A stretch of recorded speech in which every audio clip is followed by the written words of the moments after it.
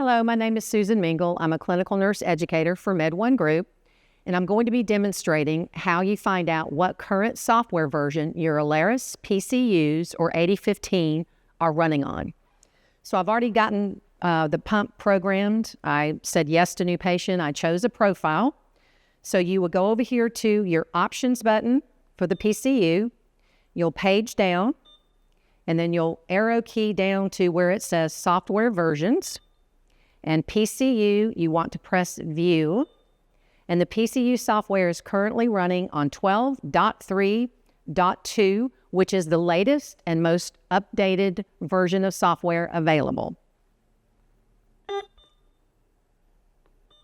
If there were additional modules, you'd follow the same steps. You'd get it to the point of programming where I am right now. You would press options. You would go to the second page where the software version is, and then you would see like PCU, you would see module A or module B, depending on if you had a large volume pump and a syringe pump. So you're able to follow those same steps for any additional modules that you want to check the software version. Thank you for your time. Have a great day.